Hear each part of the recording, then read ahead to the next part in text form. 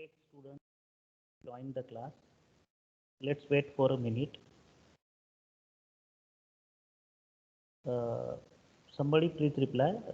May I audible? May I audible?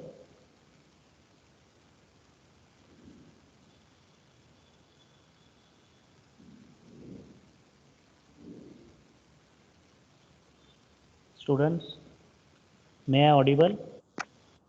Yes, sir. Okay, thank you.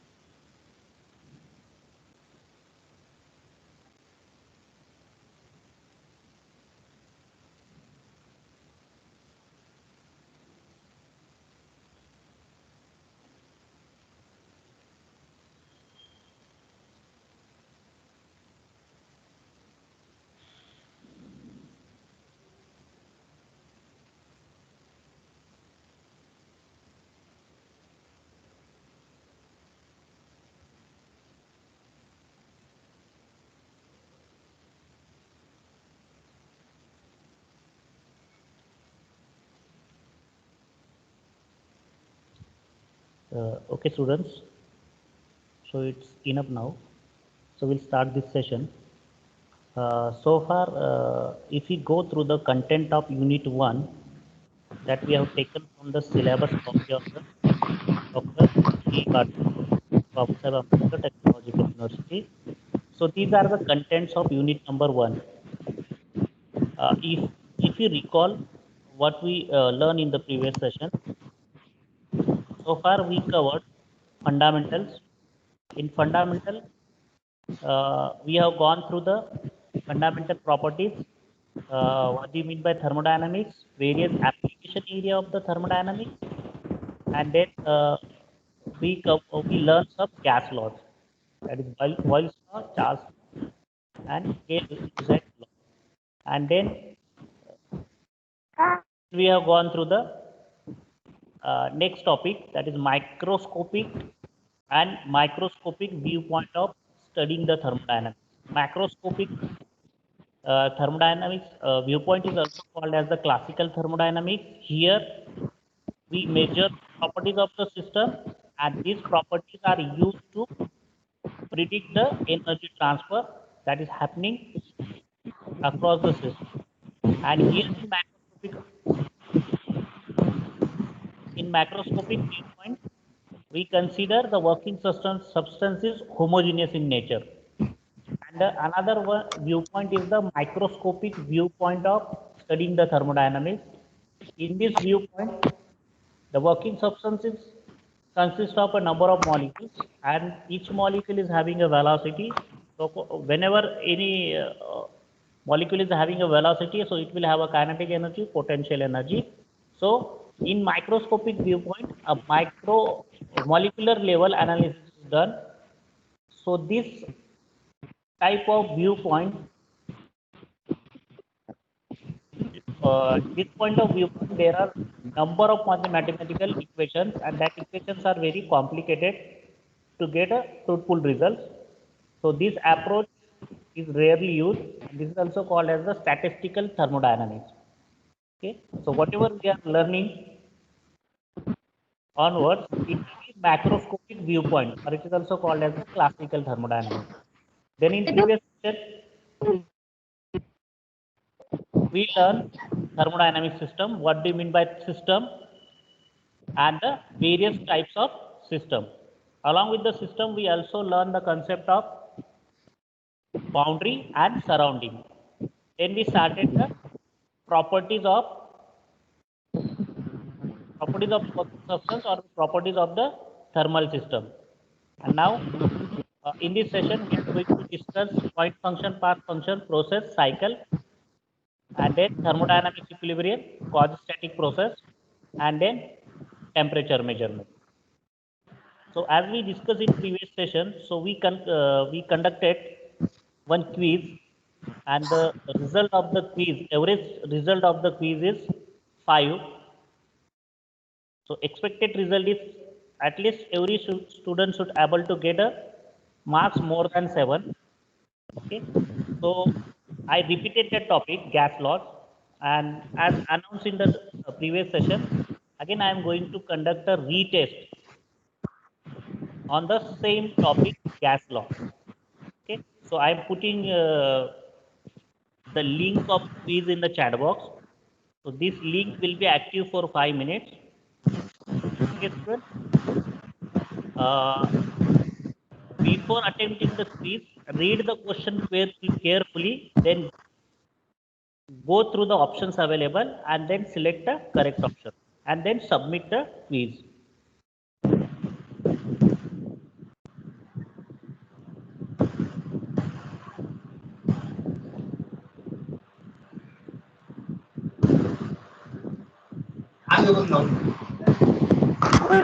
Daddy. Link is pasted in the chat box. So student, attempt the quiz.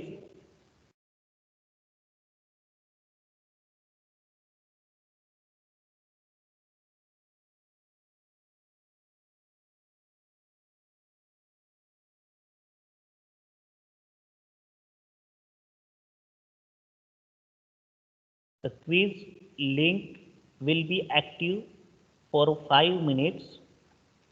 Before attempting the quiz, read the question carefully and then answer.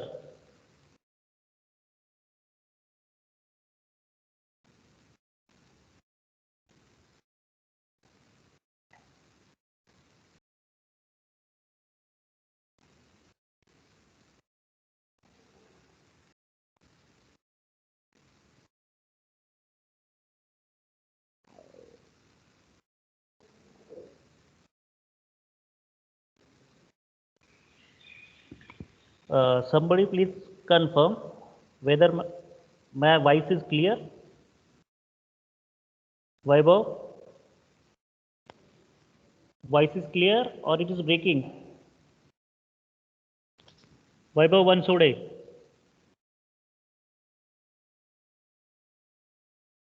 Hello? Vaibhav, sound is clear now? Okay.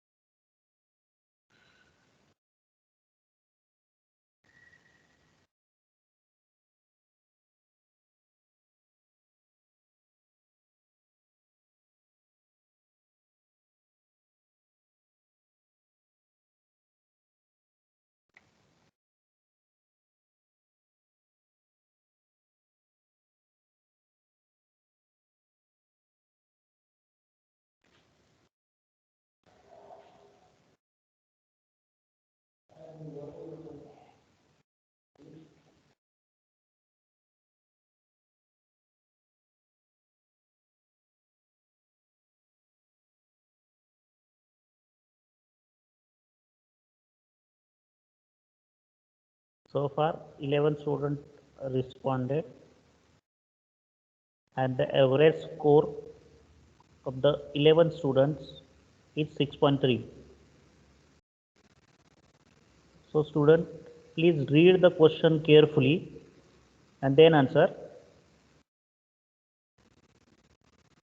Sufficient time is available to answer the question. So don't hurry.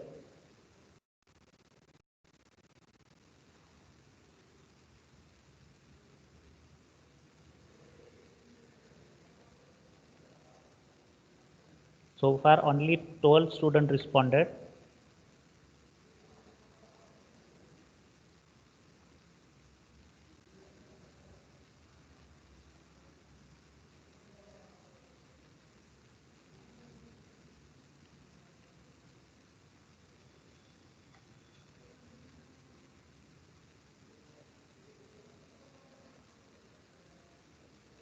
Okay.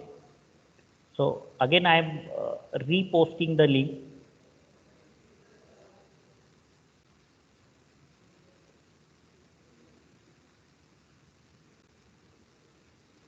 Maybe some of the late joined students are not able to see the link previously posted. So I am again pasting the link for the students who have joined the recently.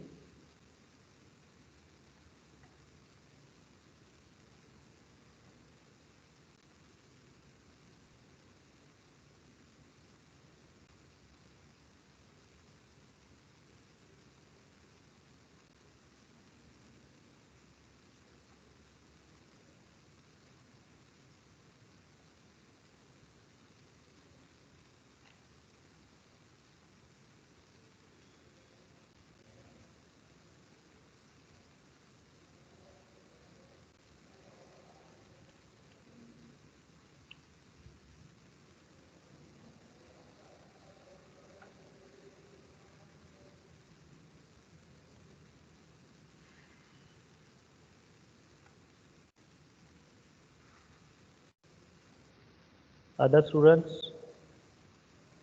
attempt the quiz.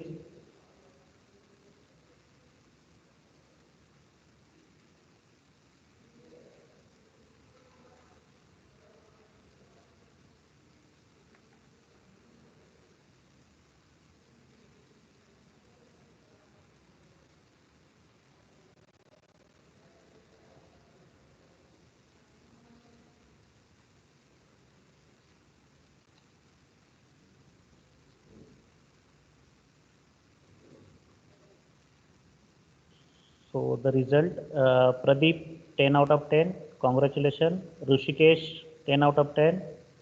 Keshav, very good, 10 out of 10. Mayur 10 out of 10.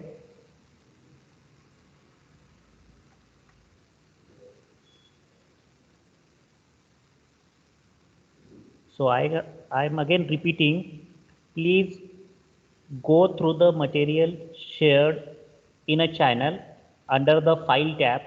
So I already shared with you the e-books, Engineering Thermodynamics by PK Nath and Thermodynamics and Engineering Approach by Shenzhen. So before joining the lecture, please go through the e-books shared with you so that it will be simple for you to understand the topic.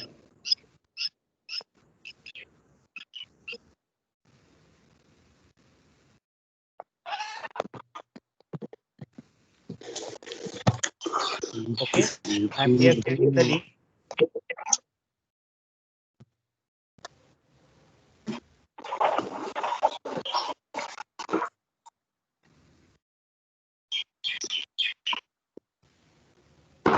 The link is deactivated.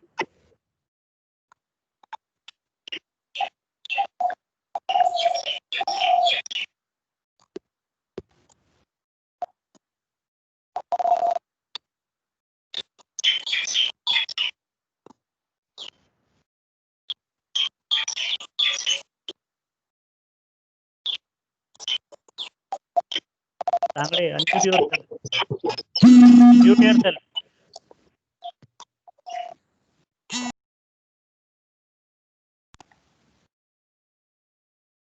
Okay. So again, the average score is less than the expected score. Expected that you should get minimum 7 marks or average score of the class should be 7 so that I will consider that you understood that particular topic. But again, the score is less than 7. Okay. So please go through the books, e-books that are already shared with you. Okay. So according to Boyle's law, when temperature is kept constant, the pressure varies inversely with the volume and vice versa. Okay. So when temperature is kept constant, For ideal gas, volume varies inversely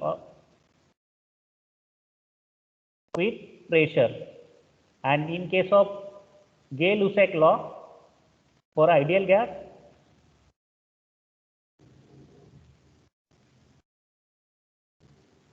when volume is kept constant, pressure is directly proportional to temperature.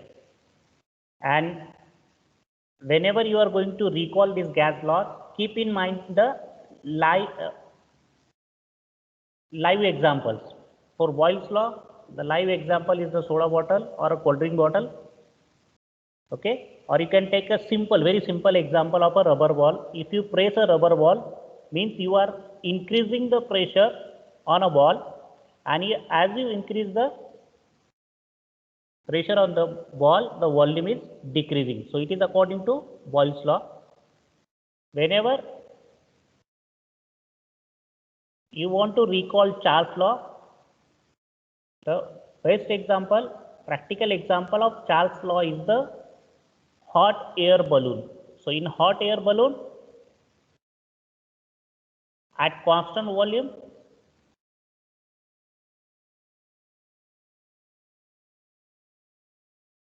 at constant pressure, volume is directly proportional to temperature. As the volume is increasing, the temperature of the gas will also increase. And by using this working principle, the hot air balloon is operated or it is designed.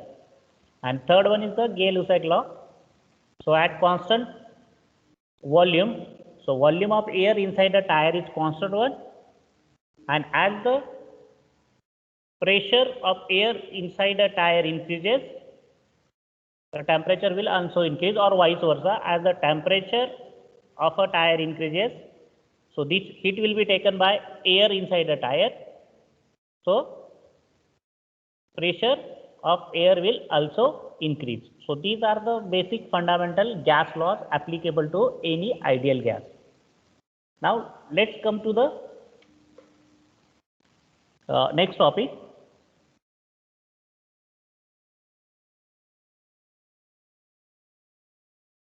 So in previous session we studied the properties. Property is nothing but the characteristics of the system, and there are two types of properties: intensive property and extensive properties.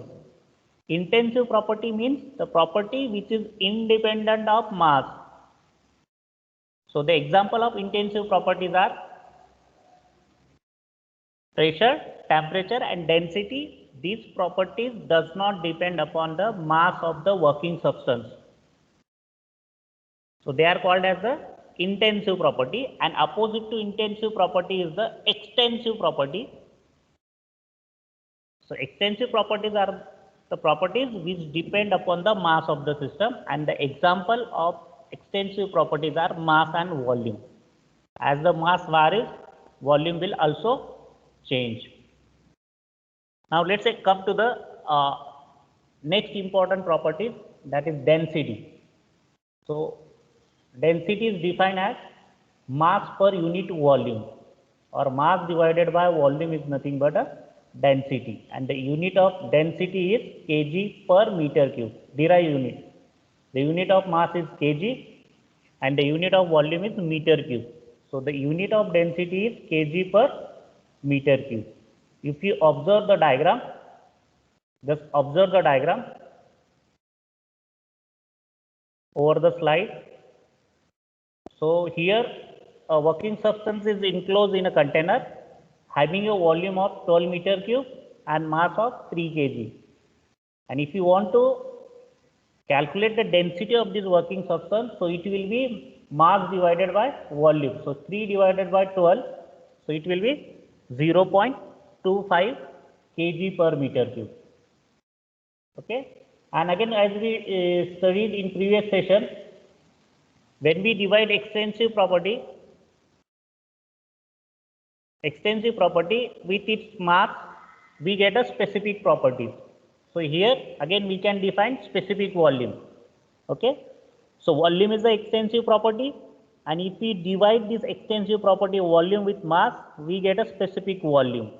So specific volume is denoted with small v, and it is nothing but volume divided by mass. So this volume divided by mass is specific volume. Okay, and again if you compare this specific volume with density, you will come to know, if we reverse this, if we take a reciprocal of this equation, mathematical model, that is volume by mass, so it will be mass by volume, and it is nothing but 1 by density, rho. Okay, so specific volume is nothing but a reciprocal of the density, or density is nothing but a reciprocal of specific volume. So unit of specific volume is meter cube per kg. So if you want to calculate specific volume of this working substance having volume of 12 meter cube and mass of 3 kg, so it will be 12 divided by 3. So its specific volume will be 4 meter cube per kg. Okay. So these are the very important properties of any working substance: density and specific volume. Now let's come to the next one, specific weight. Okay. So specific weight,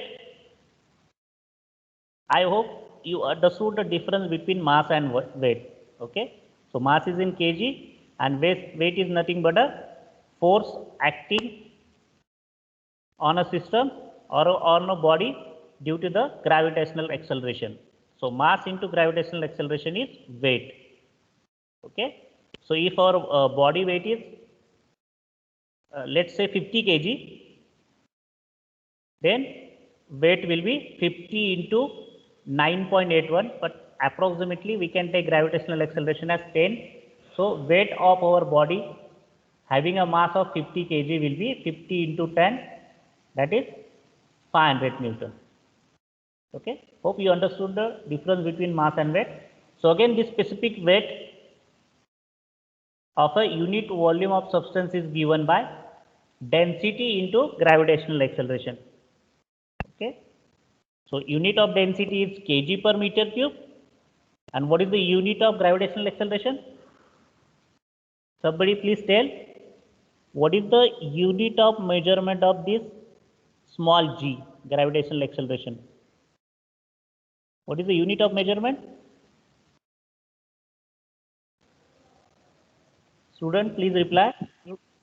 Newton per meter per square. second square. Newton per meter per second square. Correct, absolutely correct. Very good.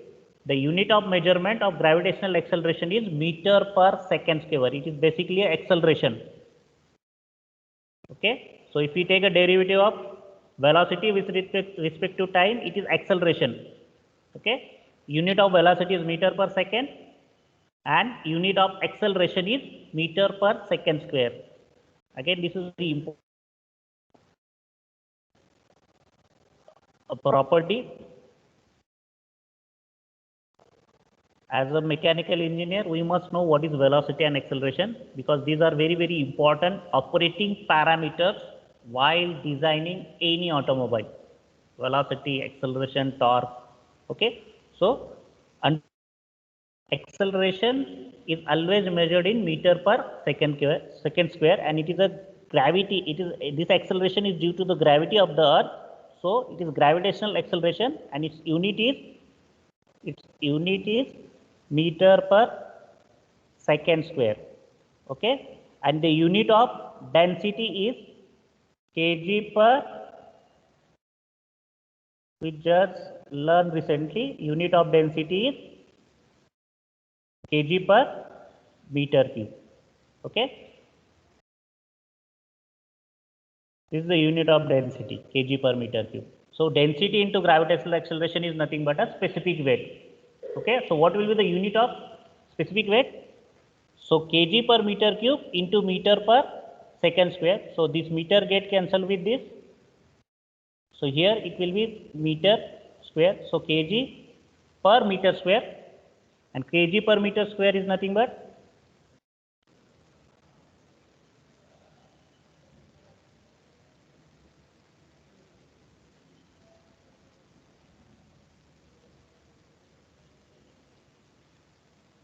okay. So from this we get the unit of measurement of specific weight as Newton per meter cube. Okay. Now let's come to the specific gravity. If you have any doubt, please be free to ask your doubts. You can unmute yourself. Okay. So specific weight is density into gravitational acceleration is specific weight, and its unit is Newton per meter cube. Now let's come to the specific gravity. Again, a very important property, specific gravity, and it is defined as ratio of density of a substance to the density of water at 4 degrees Celsius. So this 4 degrees Celsius is very, very important. So specific gravity is basically a ratio of two similar terms, density divided by density. So it is a unitless value. Specific gravity is the ratio of two similar terms, that is density divided by density. So density of substance divided by density of water at 4 degrees Celsius. Okay. And again we know density of water at 4 degrees Celsius is 1000. So density of any substance divided by 1000 is its specific gravity. So any substance which is having specific gravity less than 1, so it will float in water. So that's why specific gravity is very, very important. Okay. So water is having a specific gravity of 1. Blood, so it will not float in water. So its specific gravity is more than water, or it is more than 1. Sea water, again it is having more specific gravity. Gasoline, that is petrol, it is having a specific gravity of 0.7. So it will float over the water surface. Ethyl alcohol, again it is one of the fuel. Again its specific gravity is nearer to 0.8, so it will float in water. And other elements, mercury 13.6, that is the heaviest substance. Okay. Then wood, again wood float in water. Gold, it is all metals are having very high density, so again they will have a high specific gravity as compared to water. Okay. So this is about the density and specific gravity. So specific gravity is defined as ratio of density of a substance to the density of water at 4 degrees Celsius. Okay. Now let's come to the next topic, state and equilibrium. So first of all, let's understand what do you mean by state, or this is also called as the point function.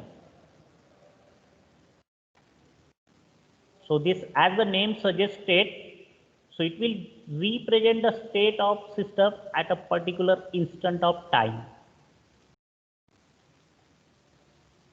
So let's take example of, it is also called as the point function, state or point function.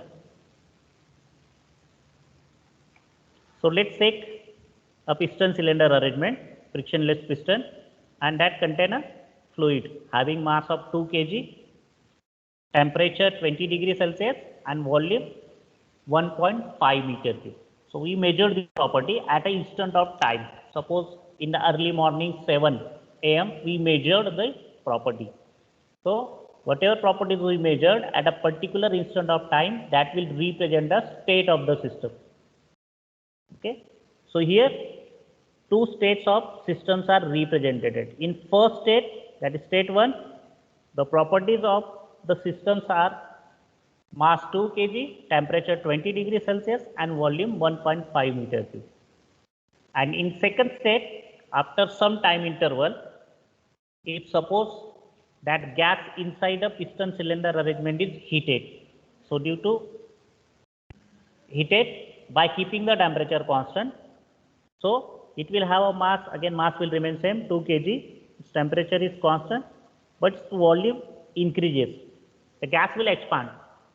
So due to expansion, the volume of gas is increasing from 1.5 to 2.5. So there is change in at least one property of a system. Okay. So the system will undergo change in state from state 1 to state 2. Okay. So state will give,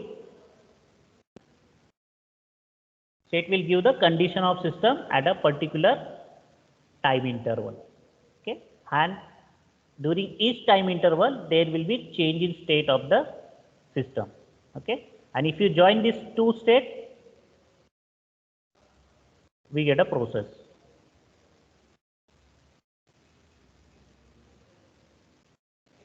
So a process will happen. So whatever process is happening here, if we compare the properties, initial property with a final property, we can say there is a expansion.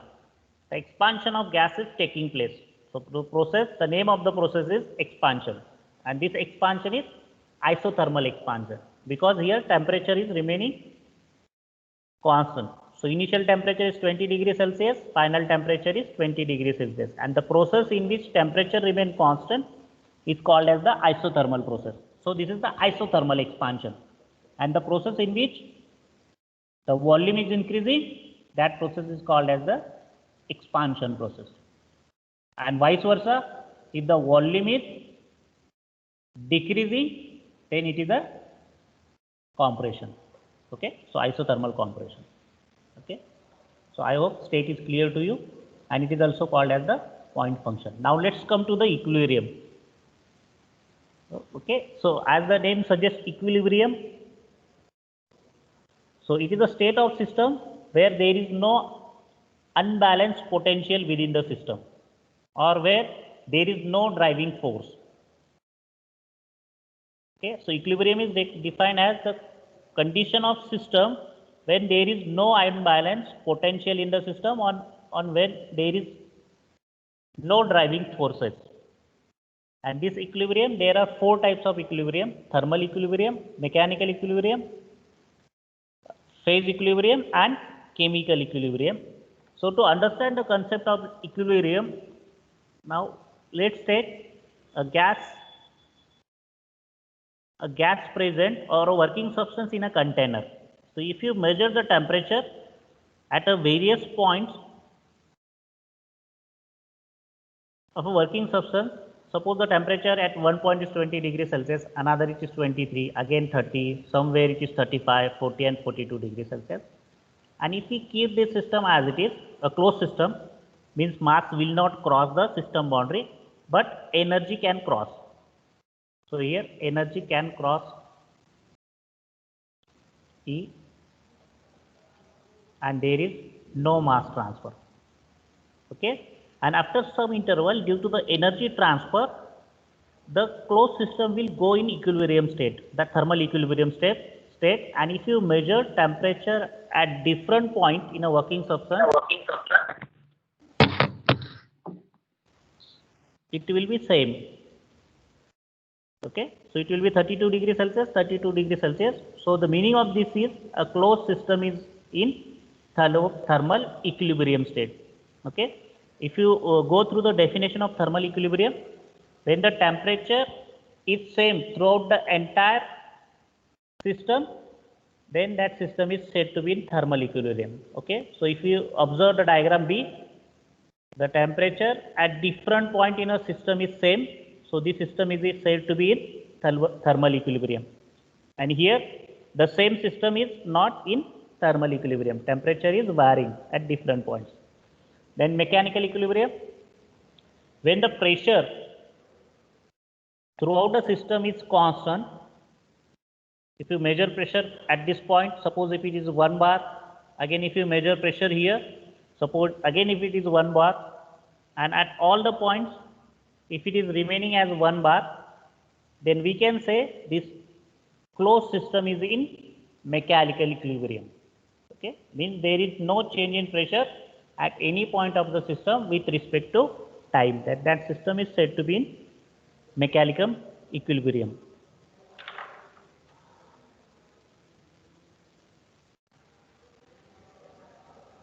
Phase equilibrium.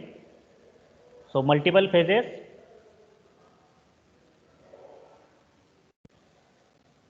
And then lastly the chemical equilibrium. If the chemical composition of the system does not change it with time, this system is said to be chemical equilibrium.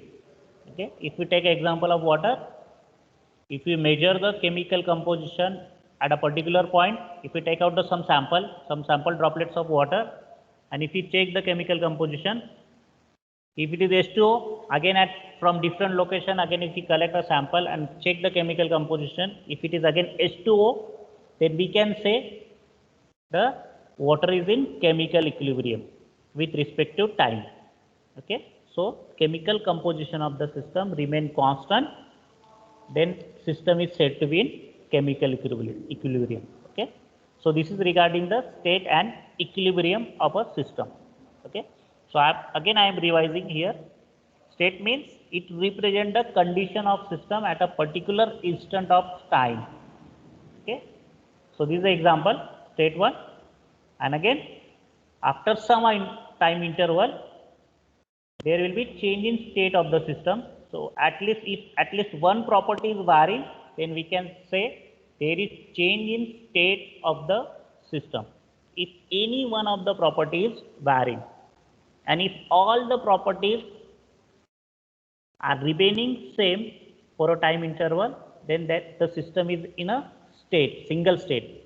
And if any one property vary with respect to time, there is change in state of the system. Okay.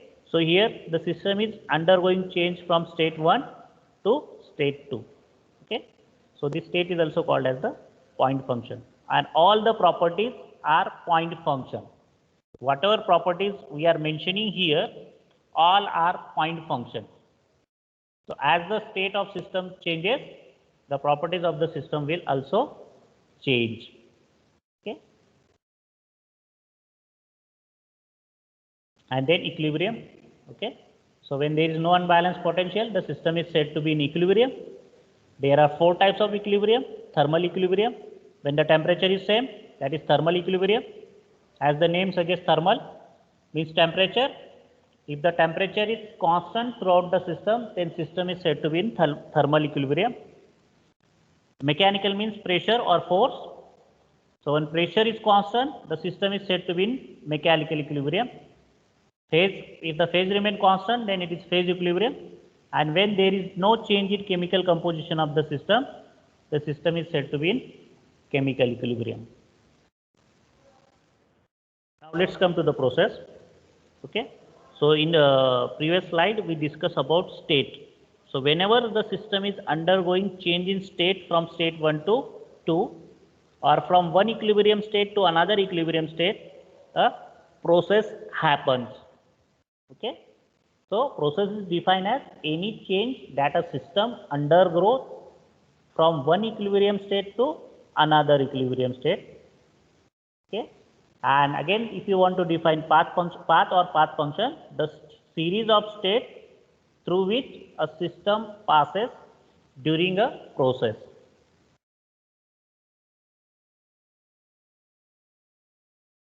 Okay. So let's observe this graph. Okay. So this is a graph of property A versus property B. Okay. State 1 or state 2. State 1, these are the properties of a system. At state 1, mass 2 kg, temperature 20 degrees Celsius, and volume 1.5 meter cube. So we represent this state 1 here on a graph. Okay. So we have taken 2 properties. Suppose temperature and volume. So temperature 20 degrees Celsius and volume 1.5 degrees Celsius. So we located state 1 on this graph. Again state 2. So there is change in state of the system. So again temperature is 20 degree. So temperature is 20 degree somewhere here, and the volume is 2.5. So again we located state 2 here, and if you join state 1 with state 2, then we get a process, and this path, this is nothing but a path of the process or a process path. Okay. So again there will be a locus of points which represent the change in state of the system. So path is nothing but a line or a curve which joined all the locus of the point that system undergo from state 1 to state 2. Okay. So if we join initial state with the final state, we get a process, and process follows a certain path. Okay. So this is about the process and path.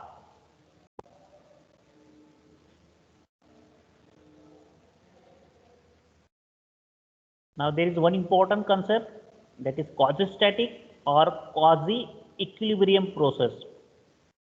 Okay. So according to this quasi-static process or the process, so let's understand what do you mean by this quasi-static process or quasi-equilibrium process. When a process proceeds in such a manner that system remains very closely to an equilibrium state at all times. A process proceed in such a manner that the system always remain in a state close to an equilibrium state at all points. That type of process is called as the quasi-static or quasi-equilibrium process. So as we define equilibrium, when there is no unbalanced potential on unbalanced forces, the system is said to be in equilibrium.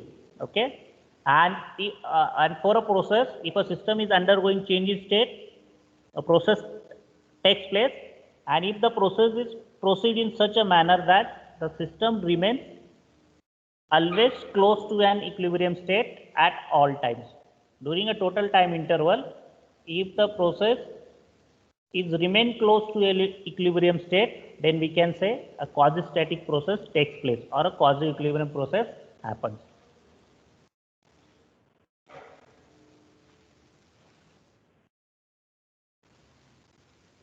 Do you have any doubts?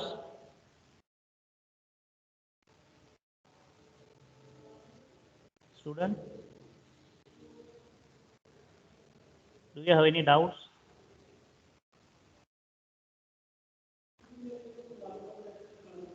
Okay. Please let me download the attendance. Wait for a minute so that I can download the attendance.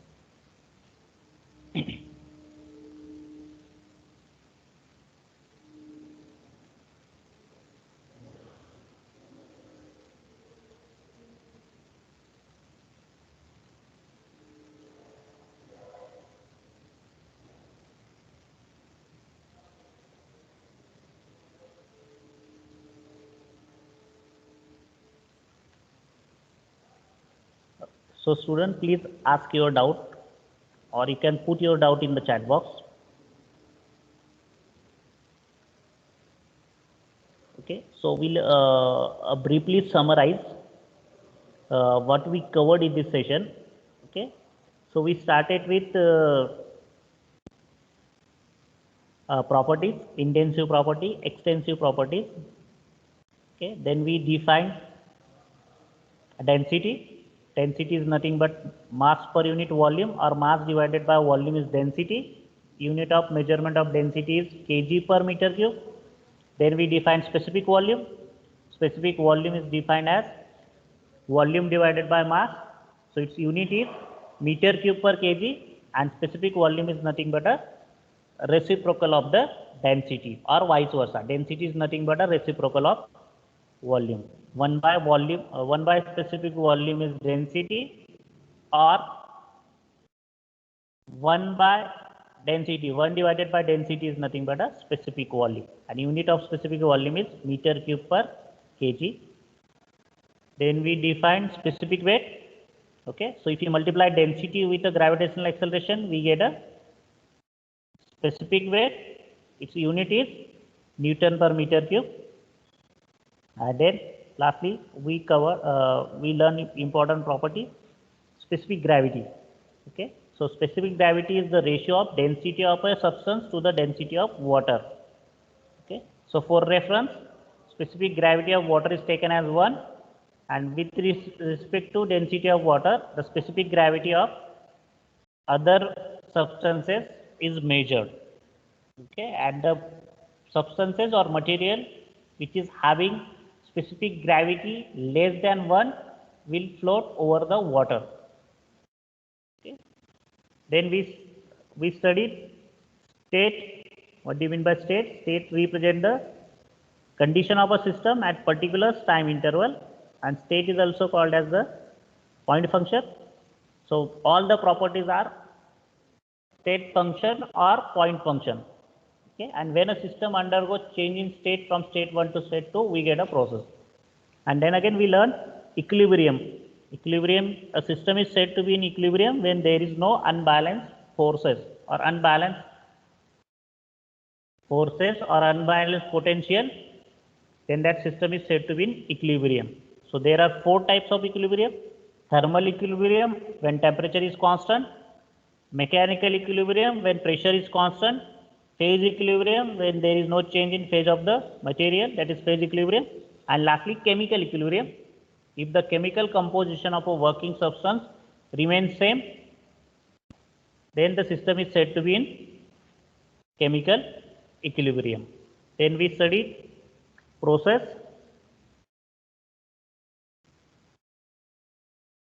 path function, and then quasi-static process.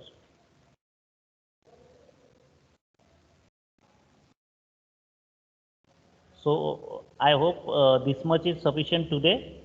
So we'll stop here, and in the next session we'll go through the 0th law of thermodynamics, temperature and the various temperature measuring devices, and then heat and work. So bye students, have a nice day. Thank you.